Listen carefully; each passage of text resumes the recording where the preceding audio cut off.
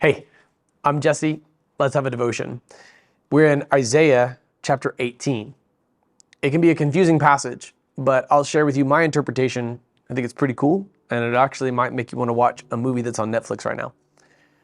Isaiah 18, verse 1. Woe to the land of buzzing insect wings beyond the rivers of Cush, which sends envoys by sea in reed vessels over the water.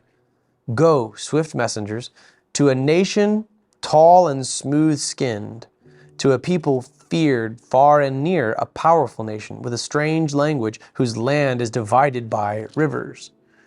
All you inhabitants of the world, and you who live on the earth, when a banner is raised on the mountains, look. When a trumpet sounds, listen. For the Lord said to me, I will quietly look out from my place like a shimmering heat in sunshine, like a rain cloud in harvest heat. For before the harvest, when the blossoming is over, and the blossom becomes a ripening grape, he will cut off the shoots with a pruning knife and tear away and remove the branches.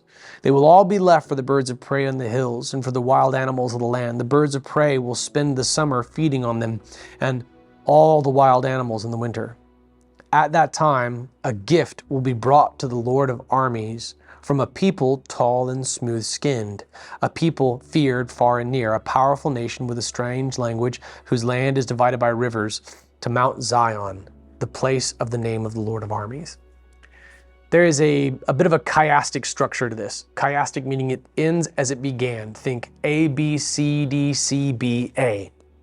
This is a description of the Cushites. The Greek term, we're in originally in Hebrew here, but the term Cushites may have been influenced by Greek cultures and associated with their dark skin, meaning their burnt faces. But this is long before that. The Cushites the Cushites were sort of thought of as the Ethiopians. In Numbers chapter 12, Moses comes under fire. Miriam and Aaron criticized Moses because of the Cushite woman he had married, for he had married a Cushite woman. They said, does the Lord speak only through Moses? Does he not also speak through us? And the Lord heard it.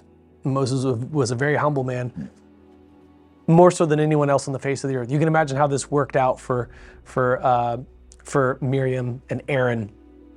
They were angry because at the beginning of the Exodus, near the beginning of the Exodus, this woman shows up, and evidently Moses had married her, and she was a Cushite. And so it's likely that Moses is coming under criticism because of an interracial marriage. He had married this African woman. And now she's incorporated into the fellowship, but Miriam and Aaron, it's just too much for them. And they said, okay, we're gonna now speak the way Moses speaks. Does God only speak to Moses? Well, yeah, Miriam, yeah, Aaron, he was the one through whom God spoke. So fast forward now to the context of Isaiah, and the land of the Cushites is referred to as this land that's buzzing with insects. They're a powerful nation, and they're described as smooth-skinned. Right, this is actually a really, a very, very beautiful and austere and respectful way to describe the Cushites. Go, swift messengers, right? In verse 2, the Israelites or the people from Judah are being encouraged to send an envoy to go to the Cushites. Go, swift messengers to a nation tall and smooth-skinned, to a people feared far and near, a powerful nation with a strange language whose land is divided by rivers. That's verse 2. The same wording comes up at the end of the chapter. At that time, a gift will be brought to the Lord of armies from a people tall, smooth-skinned, a people feared far and near, a powerful nation with a strange language whose land is divided by rivers. So when it appears at the end of the chiasm, think of it as A prime, there's this added thing, to Mount Zion, the place of the name of the Lord of armies.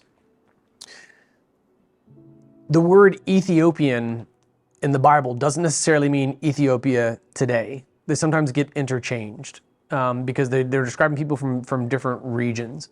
For example, in Acts chapter 8, when Philip is meeting an Ethiopian official, don't think modern day Ethiopia. Or rather, the Cushites were the Cushites occupied a land that is, the northwest of modern Ethiopia, but so they're not perfectly interchangeable. But we do see this African, this African nation that plays a role in Scripture. And now even if Numbers 12 is referring to the same nation, share an ancestry with some of the modern day people of Israel. The same actor who plays Captain America is in this this documentary. It's a true story called the Red Sea Diving Resort. On the coast of the Red Sea, there was this fake resort set up, and it was really run by Israeli special undercover agents. They made it a real functioning resort. Like, they really did teach divers how to dive and things like that. And they really did host people who were coming in, but what they were actually doing was helping deliver Ethiopian Jews from persecution. And in the course of time, they saved thousands of lives. It's really, really incredible. Two of them had to fake a marriage for maybe 7 years. I can't remember the exact numbers. And it was miserable for both of them. But they were doing something to save lives. The giveaway came, actually, I think it was some American soldiers who came to visit the resort, not knowing that it was an undercover operation. And while they're under the water, because this particular American was trained in diving and he was a military guy, he knew that to check your oxygen, like you might make a symbol like this or a symbol like this. And I forget which symbol is which, but in real life, like that diver saw him use a military symbol, and he's like, wait a minute, this guy's a military diver. And that was the first time that their cover was ever kind of blown, just because of a hand signal that was used to ask, check your oxygen level, your air level, your air tanks. They did this. They saved these Ethiopians out of a belief that Numbers 12 describes a shared ancestry. And the truth is, there were practicing Jews in Ethiopia, and they saw them as their spiritual siblings. They would point to Isaiah chapter 18. A gift will be brought to the Lord of armies from a people tall and smooth-skinned, a powerful nation, feared far and near, with a strange language whose land is divided by rivers. They looked at this as a remnant of God in Ethiopia. And so Captain America, what is his name? Chris Evans, I think is right, is in this movie. I recommend go watch it. It's really fascinating. It's a true story, and it gives you this semi-modern manifestation of this kinship between the people of God and people who are believed to be descended even in part from Moses, who live in Ethiopia, and many of whom practice Judaism, for that reason. So there's this cool link between the Cushites and the Israelites. It was rocky at first in Numbers 12, but things seem to be going a little bit better in modern times. So man, it's really, really phenomenal. I know this is a difficult passage to interpret until you view it through that lens, but God has people everywhere. And we're working on that now in the New Testament. The end will come when everybody's been reached. But the ties even to the nation, even to the Cushites, goes as far back as Numbers is reiterated here, and Isaiah, and God's not done there.